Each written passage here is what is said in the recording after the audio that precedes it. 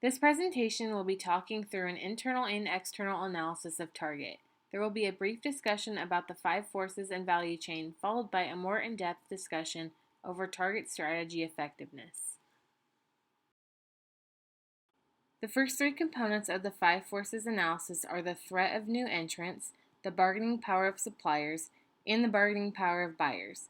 The threat of new entrants for Target is low due to the fact that barriers to entry for the mass retailer industry are so high. Bargaining power of suppliers is very low.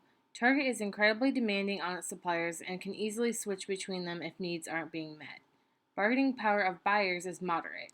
Even though there are plenty of substitutes for products sold at Target, there are many incentives to shop at Target, such as the popular Target app and the Red Card. The last 2 components are the threat of substitutes and rivalry among competing firms.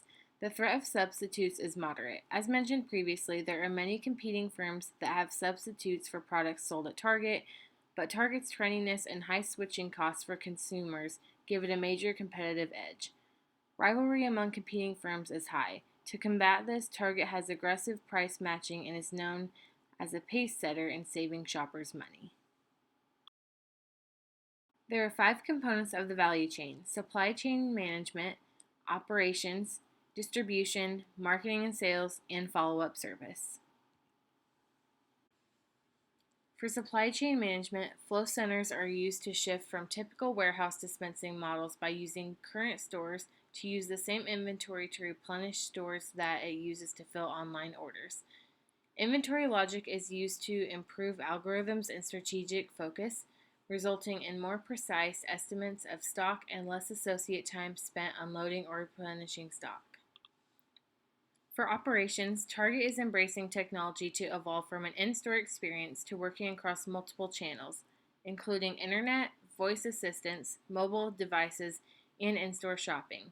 Target also leverages consumer data to further enhance its optimization of store inventory based on consumer needs.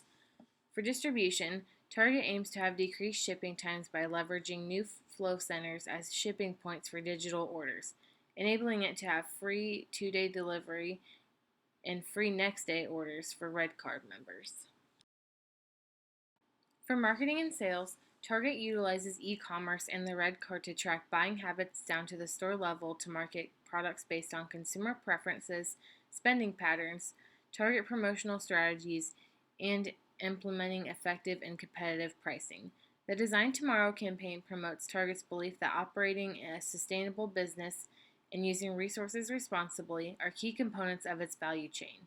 For follow-up service, Target captures feedback through every shopping stage through distributing newsletters, holding focus groups, having in-store marketing, online polling, guest satisfaction surveys, social media monitoring and engagement, and the Red Card loyalty program.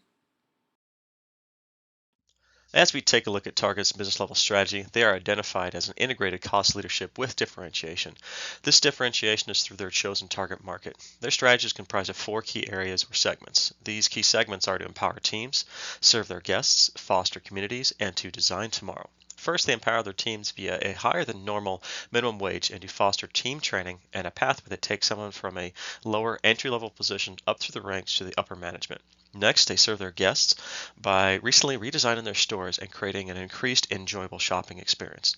Target provides products for a narrowed target market that are more health conscious, and they have launched the Everspring and Target Clean brands.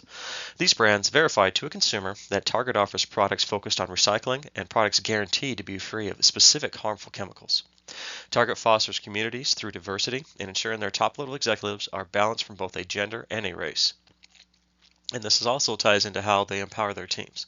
Next, Target has initiatives generated from Target Labs to build up communities. This is accomplished through volunteer service projects and donations to impoverished countries. And lastly, Target has greatly supported the Women's E3 Summit in 2019 that focuses on women's equality in the workplace.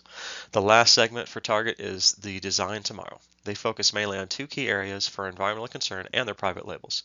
The environmental concerns Target focuses on heavily are reducing greenhouse gases, creating and finding renewable sources of energy, and reducing the overall the carbon footprint.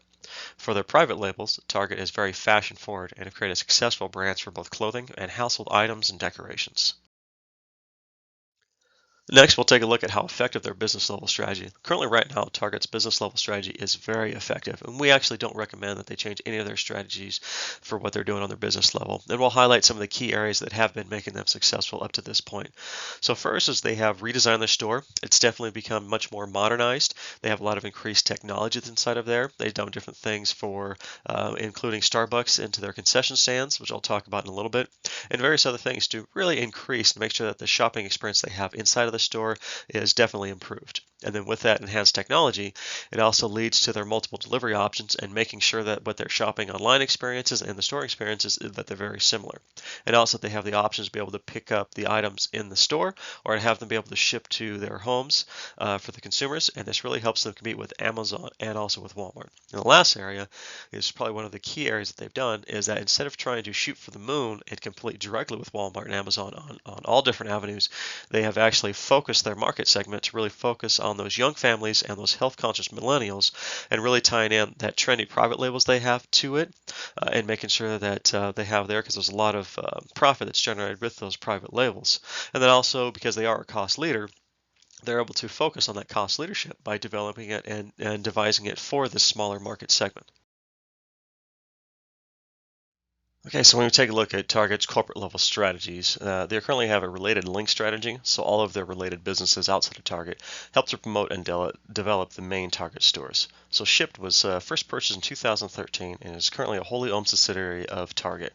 Prior to the acquisition, Shipt's business model was to deliver groceries from the stores to the actual consumers' homes. And this acquisition is Target's key opportunity and strategy to establish that final mile of delivery from their stores to their consumers' homes. Next, we have Roundel, which is Target's premier advertising company that they rebranded in 2019, and its logo still holds the iconic round bullseye look. So Roundel touts large and complex algorithms for marketing to achieve a more personalized and in-depth marketing approach, and they also utilize most mainstream medias. The last acquisition that we will look at is Dermstore. Dermstore is an e-commerce beauty store purchased in 2013 that offers a large line of beauty products, dermatologist recommendations, and videos for how to properly apply and use the beauty care products. Next, we will look at the strategic alliances that Target has built up. First is Starbucks Coffee. Starbucks is part of Target's store redesign, and they operate all of the concession stands within inside of the Target stores as a Starbucks coffee shop. Also, Starbucks' trendy image fits in well with Target's newly defined target market. Next, Target has a strategic alliance with CVS, as all of the pharmacies within the Target stores are operated by CVS. And then lastly, Target has philanthropic alliances that tie in with fostering community business segment with the UNICEF Kid Power program to help underprivileged and impoverished youths throughout the world. Next, we'll evaluate Target's corporate level strategy and how effective that they are. Currently, right now, they have a related link strategy, so there's a lot of synergy built into there. Everything that they have is there to build up the main Target store and Target image and all those different storefronts that are there. So they have a lot of great synergy within that, but then they also have a lot of interdependency. So with that interdependency, there are some cons associated with that. So because Target is a cost leader, they're heavily affected by shifts in the economy.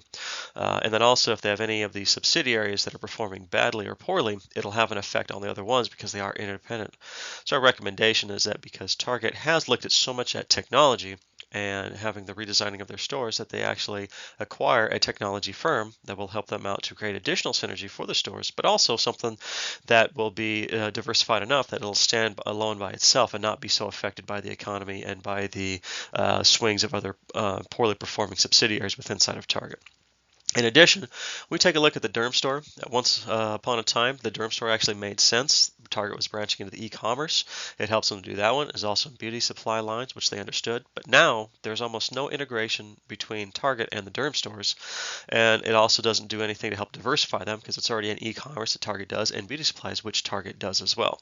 So we recommend that Target divests and sells, and then takes those funds and reinvest that into some type of diversified firm, such as the technology firm that we had previously mentioned. And this is our list of references. If there are any questions about this presentation, please ask.